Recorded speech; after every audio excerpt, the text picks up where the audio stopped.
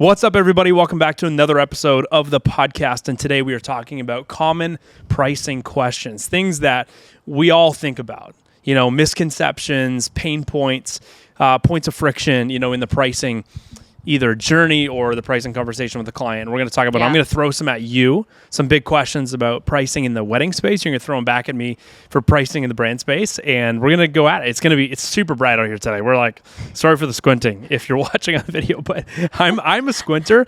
I feel sorry for me about the squinting. I'm not sorry to them about the squinting. Christy is not a squinter. So the fact that I can see her squinting, I'm like, it is bright out here and we're sitting in the shade, but it's so beautiful. Yeah. Okay. So real quick before we jump into the questions, as we did last week, we want to shout out some awesome wins from week 2 of the 6-week Creative Rise Mastermind. This week we covered 37 businesses going through a 6-week experience to build 6-figure business foundations. And this week we were talking all about branding, how to position yourself, how to have a very clear narrative, meaning the words you actually use to describe how you help an ideal client is super clear. Who is your ideal client? We covered that as well. All things brand, website audits, social audits. I mean, it was a blast. It was a really fun week. And we had some awesome wins from this week. Yeah, we do. Shout out to Grant and Holly from Timber Media Company selling their very first 3-pinned post package for a fly fishing company for $5,000, which is incredible. So that's their first pinned post package, which is awesome. We've got Josh from Darkstrand Visuals. I specifically love this one because he said that he originally went into this meeting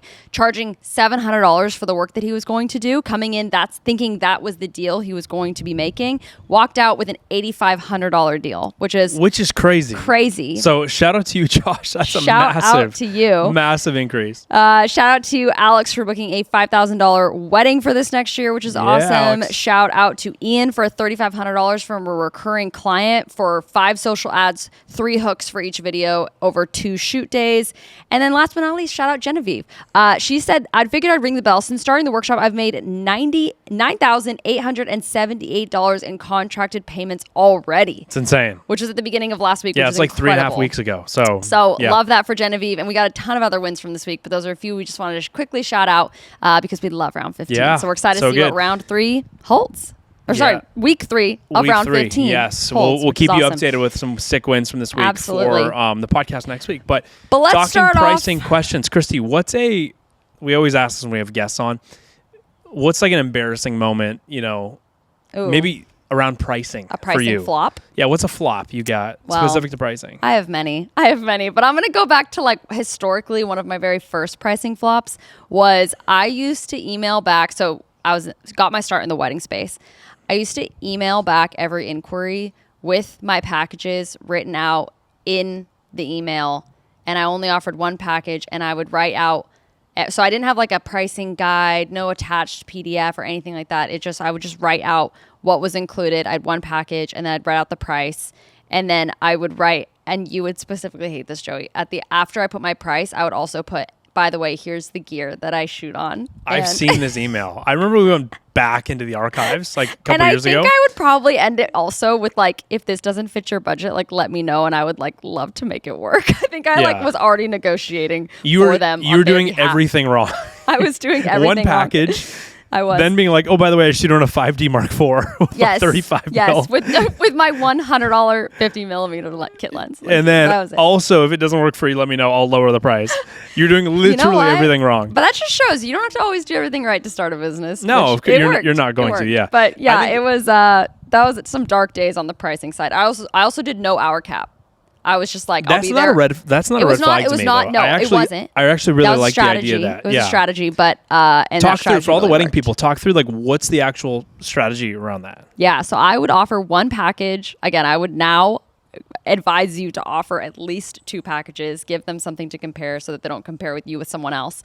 But I did no hour cap because I was like, you know what? I don't have a ton of work. I haven't done this a lot, but I do think that I can do it really, really well. And one of my selling points was I'll be there when you start, and then I will be there when you end. So I would get there. I would get to weddings at 6:30 in the morning, before hair and makeup started. I would be there, and then I would leave after the exit. So I was putting in these nice 12, 15-hour days, but it was worth it because I literally had people at the beginning being we chose you because we just wanted coverage of the full day. Yeah, it's a great offer. It's a great way. It's a great way if you're a wedding photographer to switch your pricing model from a time-based pricing model to a value-based. It's like, hey, don't worry about the time. I'm just going to be there. Here's what you're going to get, which is really good. Which is awesome. Definitely for the grinders though. You got to grind that out. It was. But Joey, do you have any like funny pricing? I don't think there's any like specific. Actually, instead of a pricing flop for Joey, I want you to describe a time when you were on a sales call and you almost caved when it came to the pricing conversation. Like caved? Yeah. Like did you ever almost cave? Like when you're like giving a price? Oh, there's been lots of times where I did cave. Yeah, absolutely. But tell us a quick story, and I'm thinking about one in particular, but a quick pricing conversation where you're on the phone call, because I think this is every creative sports nightmare. You're on a phone call, you give the price, like specifically in the brand space, and they're just like, no. And like, what do you do? Or they're like, hey, lower your price. Yeah. You know? Like, how do I handle the objection? How have you handled that in real life? Yeah. Well, I mean, I feel like there's a lot of years where I'd just be like, okay, well, what's the price? And they'd be like, oh, we could do it for, like, let's say I pitch it for like 10 grand. And they're like, we only have 6. It's like, okay. I'll see you there. Okay, I'll see you there. Yeah. Also, I'll show up early. And I'll do it for 500. Yeah. Do you want me to add anything else too? Yes. While I'm slashing my price? So I feel like there's a lot of years where I would just cave, it's because I wanted the work. Yeah. But now I'll tell you what happens now. If someone says, like, let's say I present the same offer, hey, $10,000, and they're like, hey, we only have 7. My immediate response is, okay, cool. So do we want to reduce the deliverables to match the budget? I'm happy to show you what that can look like. So, and I'm doing this on the call. This isn't like, oh yeah, I'll get back to you. I'll send you an updated, proposal. It's like, hey, cool. If you only have 7, instead of giving you 45 images, 6 reels, 3 UGC pieces, and a clip library. Yeah, I think what we could do is probably 30 images, 4 reels, and, I'll give you a clip library of what we end up shooting. Can I get you a deposit link right now? And I'd probably try and close right away. But I also have to ask myself, like, is it still something I want to do, right? Is it like I got to have a minimum level of engagement? And if someone goes, oh, here, I pitched 10, and they're like, can you do it for $4,500? And it's like, well, no. And I don't want to shrink my deliverables down. At some point when you start shrinking the deliverables down so much to match a client's proposed budget, you have to ask yourself, are you still able to get them results with the content you're going to be delivering on? Because if you're not, it's better to say no than work with someone for cheaper based on the budget they want, not be able to deliver enough content because the budget got shrunk so much. Yeah. And then because of that, they're like, well, we didn't get any results working with Joey. We don't want to work with them again. And it's like, well, it's because you squeezed the budget so much that you didn't get a ton of deliverables. Like we went from, a 60 deliverable campaign to a 30 deliverable campaign, or a 15 deliverable campaign, a 10 deliverable campaign. At some point, like the minimum value gets squeezed out so much that it's no longer worth it to do. So I'm always thinking about that on a call. I mean, like, okay, if I'm going to right size my deliverables to match their proposed budget, I need to shrink the value to their shrunken budget. I need to ask myself, okay, I got to make sure though that this is still within something where I feel confident that they're going to get a ton of value out of. Yeah. And if not, I should probably just say, hey, it's not going to work out. So we can do it for 10, but we can't. Did that almost? Oh my goodness. We'll be right back. Okay, guys, sorry about that. If you're watching on video, you saw I had a massive umbrella behind me, and it literally just like got thrown over by the wind. I don't know if you guys can tell it's windy out here, but there's a few gusts. So we had to briefly just save the umbrella. We're back. So, Christy. The umbrella is all good. Moral of the story, what I was kind of wrapping up with there, what I believe I was wrapping up with was just like when a client is going on a sales call, in person, whatever, even via email, hey, we can't do that price. We need it to be lower. Yeah. You got 2 options. You either shrink down, or 3 options. You shrink down the budget to match, you shrink down the deliverables to match their budget. You stand firm and say, hey, we cannot drop, the quote on this price. And the reason for that is because this price is the price, because this is where, when we can deliver on what we can deliver on at this price, this is where we know you're actually going to get the value you're looking for. Anything less than that, we'd not be willing to stand behind and put our stamp of approval on, knowing it's going to solve your problem. So it's going to be 10 grand. You got to pay 10 grand for this. We'd love to get started on Monday. Here's next steps. And you just push them one more time. You could also say, hey, like, I know you've mentioned you really, really want this done the next 2 weeks. Like, if timeline is more important to you than price, even though you're asking for a price reduction, if timeline really is important to you, this is just the price, because in order to get this done by 2 weeks from now, we need it to be this price so we can really go all in, focus on this. So third option is you just say it's not going to work. Here's the price, walk. But that's kind of the gist on wrapping up that story before we got rudely interrupted by that umbrella. But Christy, what's like something else that you feel like you see in either the wedding or the brand space that's just like a big red flag with pricing, or like a big general flop that we see happen over and over and over again? Yeah. Well, to me, I see this a lot. I think we've talked about this with quite a few people that are in our current mastermind, both in the wedding and the brand space, but it's red flag pricing. It's people are afraid of bookings, or they're not getting a lot of inquiries. So they're like, oh, shoot, like I want more people to book me, but it even seems like my prices are so cheap that no one's booking me. And I think a lot of people suffer with red flag pricing syndrome, where their prices are actually so low that people are looking at them wondering, what am I missing? Classic example, you have a photographer and they have their wedding prices at like $2,500. Everybody else that they're inquiring with is $5,000. Let's say, Joe Schmo is $2,500, and we've got Stephanie over here at $5,000 or $7,000 or whatever. And let's say Joe Schmo, which that's a terrible name, but Joe Schmo is like their preferred person. They love their photos. The website's awesome. They seem like they're a great person to be around. They're their top pick. If a new client reaches out to Joe and Stephanie and 3 other people, and why is Joe $2,500 or more cheaper than the other photographers, they're gonna instantly get this red flag, right? What am I not gonna get? Is he not going to show up on time? Am I not going to get all my photos? What am I missing? You don't want people asking after looking at your pricing, what am I missing? Because pricing is branding, and you have to feel that. You have to think about that, not just in like, what's my website saying, or what's my work saying, or what's my portfolio saying. Your pricing will speak so much for you.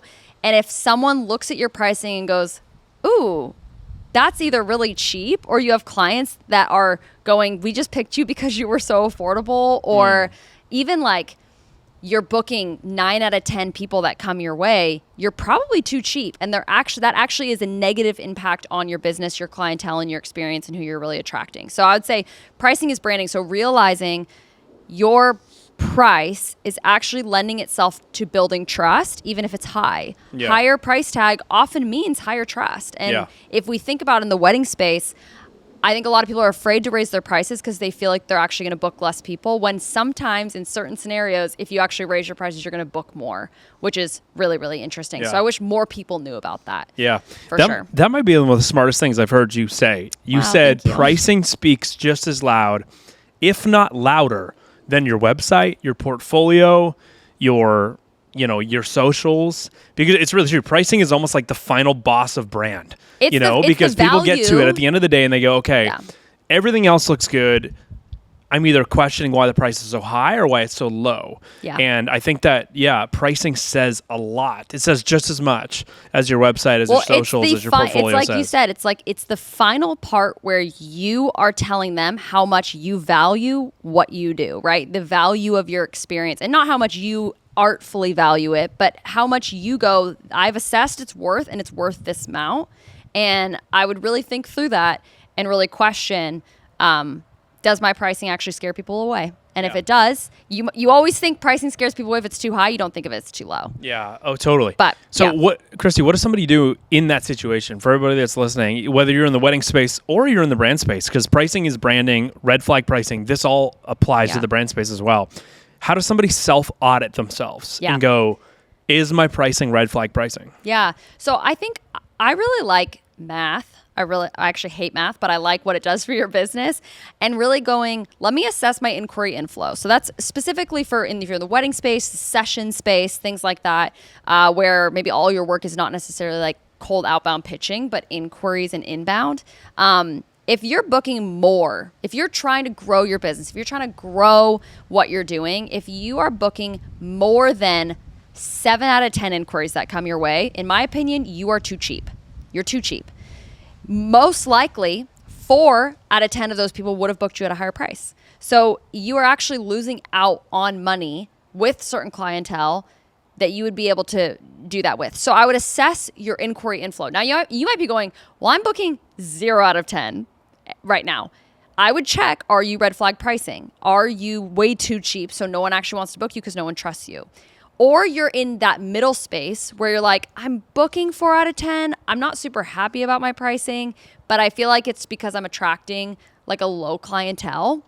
If that's the case, you have to start acting like a higher earning business. You start acting like a 6-figure business. Like I have people, I feel like this happens a lot in the wedding space. People will get all ramped up. They'll talk to a friend. They'll be like, you know what? Yeah, I'm going to raise my prices by $2,000 per package. I'm going from like $5,000 to $7,000 and I'm just going to do it, right? You get like the girls around you and you're like, you know what? We're all raising our prices.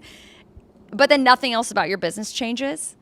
You still are acting like a $4,000 per wedding business or a $5,000 or a $2,500 per wedding business, and nothing else changes. You have to focus on your inquiry inflow. That has to rise if you want to raise your prices, because you will be getting more no's. You will be getting more no's, and because you need to increase the demand so that your numbers can actually work out in your favor. If you're only booking 4 out of 10, you're booking less people, but at a higher price point. But you've got to get those inquiries up, and you've got to start acting like a $7,000 per wedding business, which means you're building out social funnels, you're optimizing your website for better sales, you have a much cleaner process. You've got to like level up your business to match what you're charging. And I think a lot of people aren't willing to do that. And then they raise their prices. They don't book someone for a month and then they freak out and lower them again, when actually you probably could have kept your prices there. You just needed to change some of your back end to match that new pricing. But yeah, so those are some little areas in the wedding industry that I feel like would be really, really important. Joey, what do you feel like is a big mistake that you see when people come to pricing in the brand space? Like there's a lot of day rates, a lot of hourly rates, things like that. What do you feel like are some big mistakes that you see? Well, first of all, how did Bogey get out of that? I have no idea, you guys. This is like the most unhinged podcast. Bogey just came and jumped. Again, if you're not watching on video, you got to watch on video. This is Bogey. This is our dog. Bogey, look over here. He's cute. But he was just locked inside the house. And I have zero idea how he got out. Bogey just wants to be in the podcast. That's crazy. He loves attention. That's like genuinely concerning. But okay, big pricing mistake I think people have in the brand space has got to be, the number one thing is just got to be, they're charging with the wrong metric. They're charging for their time rather than charging for their value. And this is something that I've made the massive mistake doing early on in my career, but it's assuming that price is simply a direct correlation to the amount of hours spent working. So, okay, if my price is $5,000, that means that it probably was because it took me, 100 hours working on this project at $50 an hour. So I'm going to charge $5,000 for it, right? Mm-hmm. And so that's what you build a client. And time invested into a project is a factor in your price, but it is what helps you build the floor price, and then you do a bunch of value multipliers on top of that, which really gives you your real price. And so I think that's the biggest mistake that creatives struggle with, is they get penalized for efficiency. Yeah. They get penalized for value, and they get rewarded for really drawing out a project and just soaking up so much time. So not only does it penalize the client because it makes if you're charging by the hour, you're incentivized to take longer on a project, where like the world I'm in, I charge for my value. I'm incentivized to deliver quicker. Yeah. We're incentivized to build a better product, ship that product, get it delivered to the client faster. Like this is a great example of this. You and I just shot a proposal,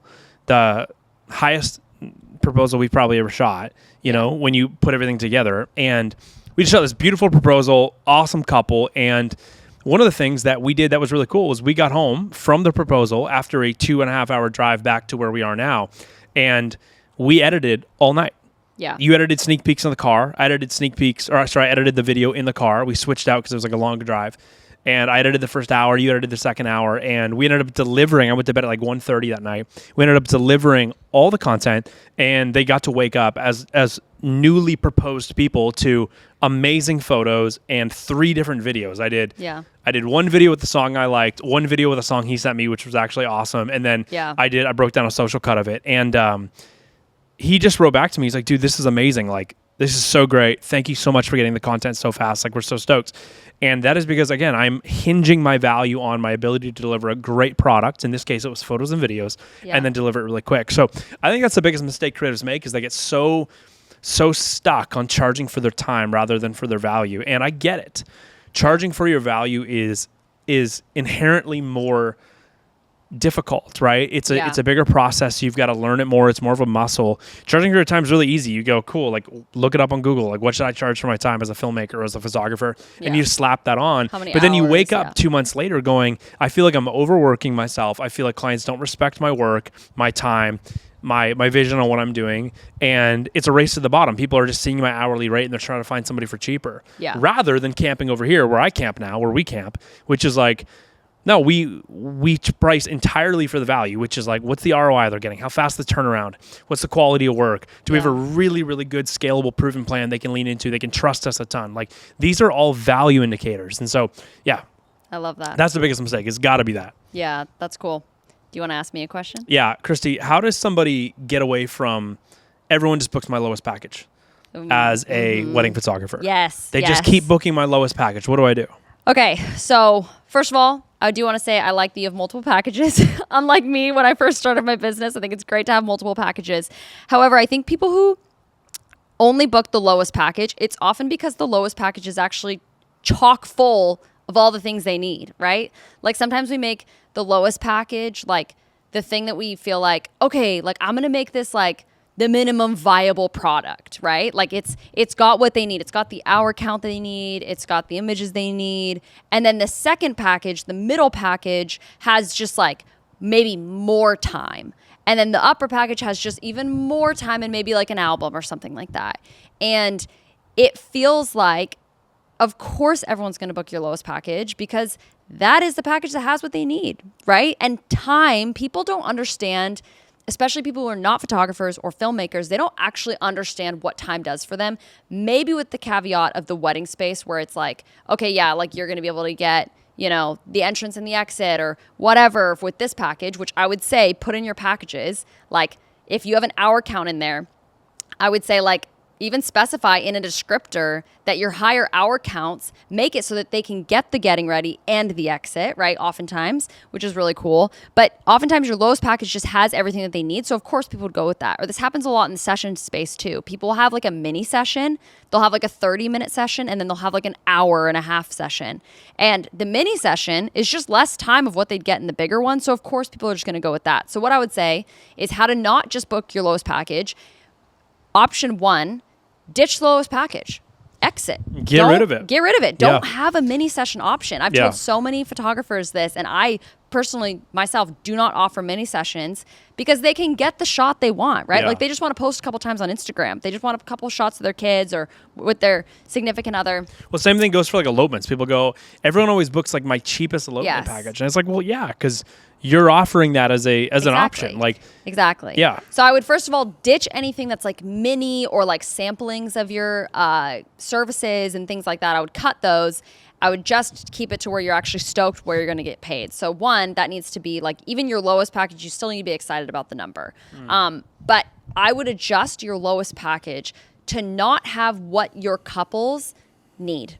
Right? Like have it be a lower hour count than you know they're asking for. Have it be there's no second shooter. There's no this. Like it is a bare bones package, but how you do it is you price anchor. So the reason people go for the lowest package is because they'll go, like oftentimes photographers will have their lowest package and then it'll be like $1,000 more is the next package and then it's $1,000 more for the other package and they're all evenly spaced out. You want to price anchor, make your middle package look really attractive. So you want to make the two lowest packages, the lowest package and the middle package, close enough in price that someone goes, ooh, for only X amount more dollars, we can get everything we need in the middle package, right?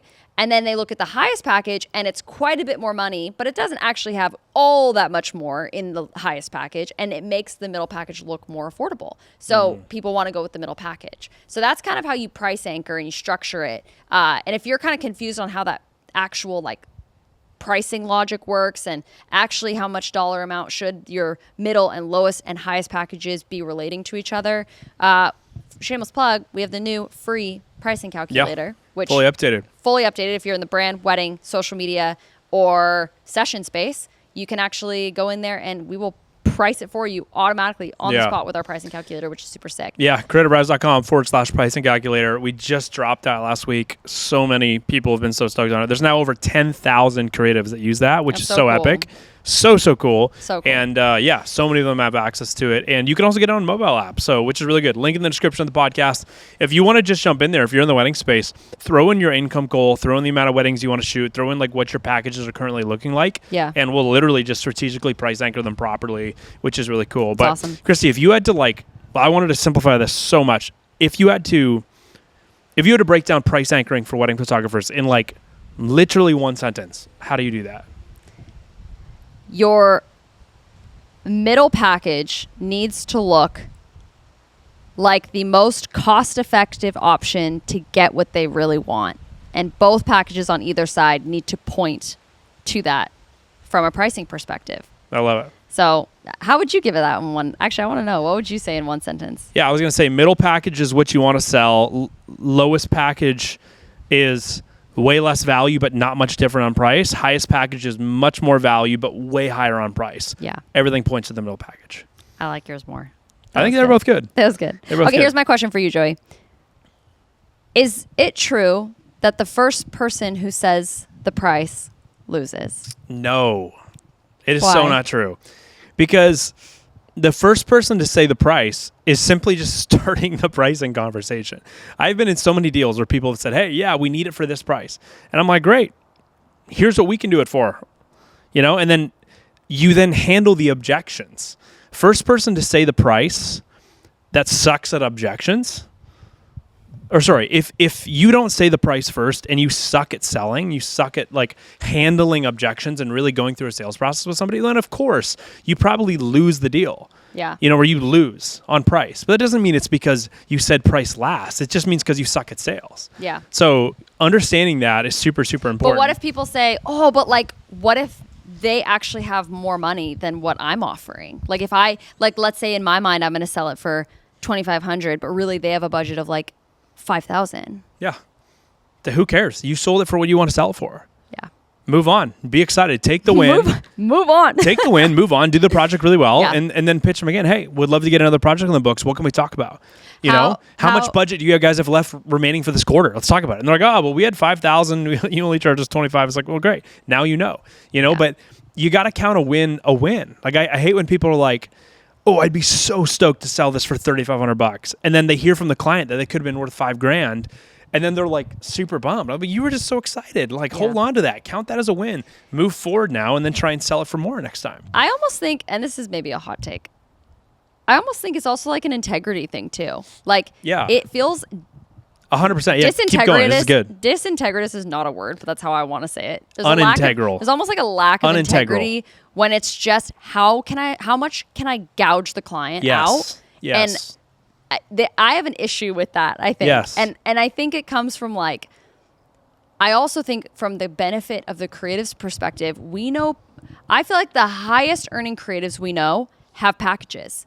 They're not penny pinching with each client that they have. Yeah. They've set offers and they're rinsing and repeating these offers over and over again, and they're scaling it so well because they're not just trying to gouge each client and coming from constantly a space of like, well, let me try to trick the clients into spending more. And you're never gonna also come from a place of like, dang, what I'm offering, I like fully believe in the value if you're just trying to like get the most money out of that client. I just think there's like a lot, it does not get the partnership off on a right foot. But I think if someone does ask for your prices, but you don't know what the price is going to be, and you're like, I actually don't even know the full scope of work and I don't want to get caught saying a price and then later having to be like, oh shoot.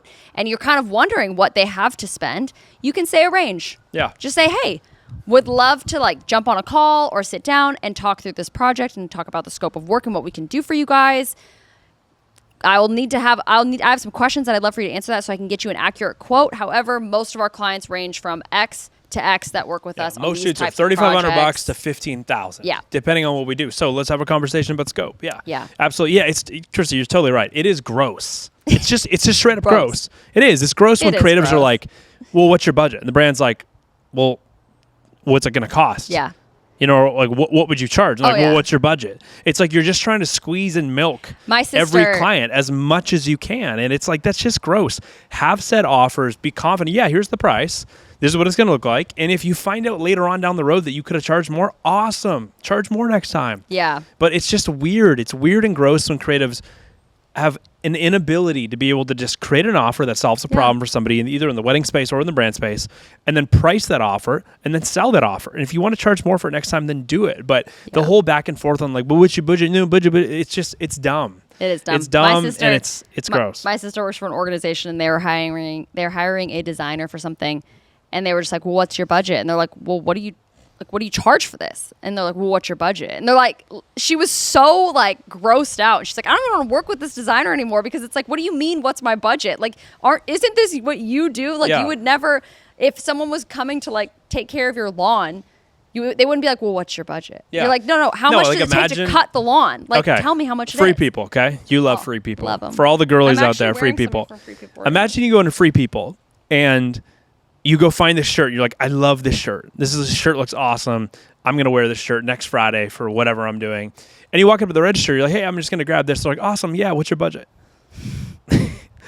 You're like, what do you mean? What's the shirt cost? It's like, well, my budget is actually $5 for this shirt. Yeah, no. And I know we work with a lot of clients, but like, what's your budget? We'll tell you how much the shirt's gonna. It's like, it'd be weird. That makes no sense. It makes no sense at all, right? So stop doing that. Do not have that conversation. If you're a creative guy, the best way to go about being, one, integral, where you have integrity. Two, clients will respect this. Three, you'll feel good about what you're doing because you're actually in control of the offer, in control of the pricing conversation. Say, yeah, here's the quote, here's the scope of work, here's the price.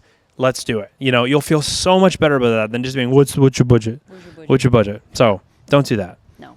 Do not do that. Okay, Christy, what happens if somebody's like, I feel like my friends are telling me, I've seen it on other photographers' websites, some people post their pricing, some people don't. Should I post my pricing on my website? Should I not? What is the scenario in which you do post your pricing on a website? What is the scenario in which you do not post your pricing on a website? Yeah.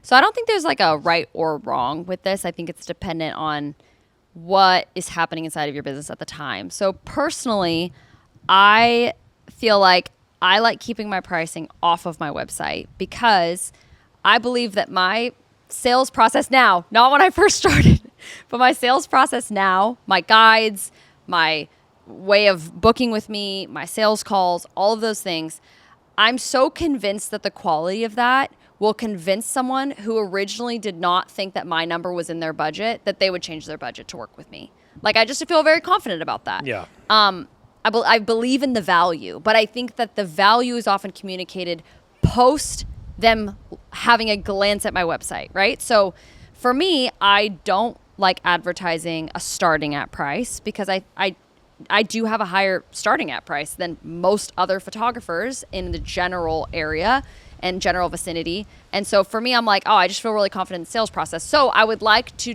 I would rather say no to people or like get rejected and reach those people than if I just self-select out by saying, my starting prices are, $8,000. Like, it would just, you have certain people that would just automatically just not inquire, right? So I think one, that's a possibility. The only time I would put your pricing on is if you feel like, man, I'm just getting like so many lowballers all the time that I'm spending way too much time on the back end of my sales. Like, my inquiry inflow is just not a problem at all. So like, and I don't want to have to respond with like the, out of budget situations. So that's when I think you could put it on there. However, I would just argue to hire someone to respond to all of the people that you can't work with or don't want to work with or whatever. That would be my personal stance. But if you want to put a starting at price or something like that, because you just don't want to respond to more emails, then go ahead. But if you're like, I want more inquiries, I want more people coming through my door, then I would say, just sell the heck out of it and don't put your prices on your website. Yeah. That's and then, my thought. Sorry, did you talk about when to put them on your website? Yeah. Did you mention that? Okay. Yeah, I must have missed that. Okay, cool. So Joey, should people, we kind of almost touched on this, so I feel like it's giving away a little bit, but should I custom quote everything? Like, do you think it's better to custom quote for clients, or do you think it's better to have like clear-cut packages that you always use? Like, when do you feel like you would use either one of those? What do you think's better? Yeah. All of that. Yeah, so my answer is you should always be delivering an offer to a client that's actually like customized for them. Now, it doesn't mean you always have to create custom offers. You need to have at least like one or two really good like custom identity, customer identity, like ideal clients that you're going, okay, in this industry or this type of business with this type of problem, this is the offer I sell for them. And it basically works as a copy and paste across many different industries or many different clients. And when you can do that and then you deliver that offer to a client, it feels quite custom because it's like, oh yeah, these are the exact problems we're dealing with. Here's the exact deliverables we're going to need to solve this. It feels quite custom, but it's really not custom. It's just you're very good at duplicating an offer across multiple clients, in a very specific way. Now, if you're working with clients in a higher budget range, and you're sending out invoices or potential quotes for proposals that are $30,000, $40,000, $50,000, $60,000, $70,000, especially if they're a recurring basis. So if it's like a $3,500 or $5,000 per month proposal, then absolutely, like you got to do whatever you got to do to make sure that offer is as niche to the problem that client is dealing with as possible. Okay. Very, very important. So the higher end your packages go, typically the more you're going to see a little bit of customization, making sure that you're really developing a clear-cut solution to that specific client's clear-cut problem. Now, lower end stuff, if you're pricing out couple sessions, you're pricing out engagement shoots, like stuff that's just like much lower ticket, that's where just build some packages, stand by your packages, and sell them the way they are. Customization is really it's almost like you got to earn, a client has to earn the right for something to go custom. And that's typically when a budget threshold gets to a certain point. But at the same time, you don't want to lose deals over the arrogance of being like, no, this is the only thing I do. If you need more money, you need more revenue in your business, and a client's like, hey, we like that, but we're a little bit unique here for this reason. Could we do this? Then absolutely, throw some custom in there. Cool. What do you think of that? Do you agree? Yeah, I think that's awesome. I okay. love that. Cool. Christy, I was going to ask, we've never done this, I don't think, on the podcast in years. We should just, I want to throw a service at you or an offer at you, and I want you to just blank statement tell me what the price is. Like what we charge, what you and I charge. Oh, what we charge? Yeah. Okay. I think this would be kind of cool because I don't know if we've done this in a long time on the podcast. So, 8-hour wedding. $8,000.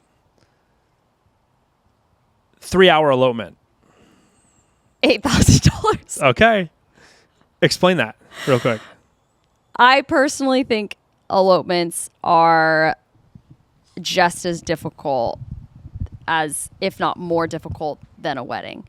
Now, maybe if they're like, let's say they're like, okay, we've got, a 3 hours. We want you to do some couple session of us and, whatever. It's more if it's probably a little bit of a higher, like more of a similar day, like 8-hour wedding day, a similar hour elopement. I would say same price. Yeah. It's just as difficult.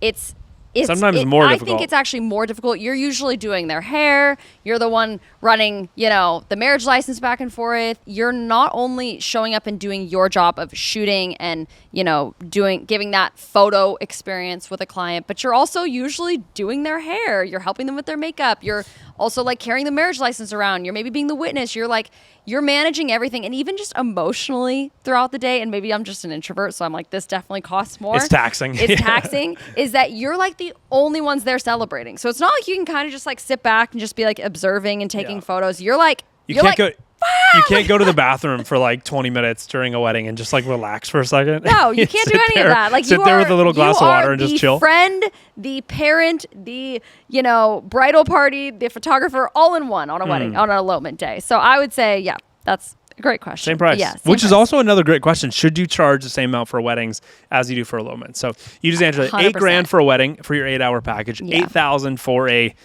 elopement package as well. Yeah. And what about an engagement shoot? Engagement shoot, it depends. Is it photo and video? My engagement shoot. Go photo only. Photo only ranges $1,250 to $1,500. Okay, photo and video. That's photo only. Yeah, but for photo and video. Oh, photo and video. Well, we just did that for almost $5,000. Yeah, $4,750. $4,750. Yeah, is what we just did this last weekend. Yeah, couple session. Isn't that what I just said? $1,250. No, that was like an engagement shoot. Couple session, same thing. Oh, same thing. Okay, cool. Same thing. You guys are getting an inside look into Christy's pricing. All right, hit me. What do you got? Maybe they should be different. I don't know. Joey, what would you charge for a 30 image and 5 reel campaign? Base price $8,000.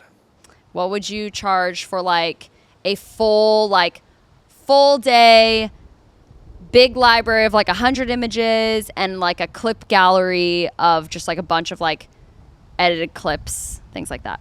Yeah.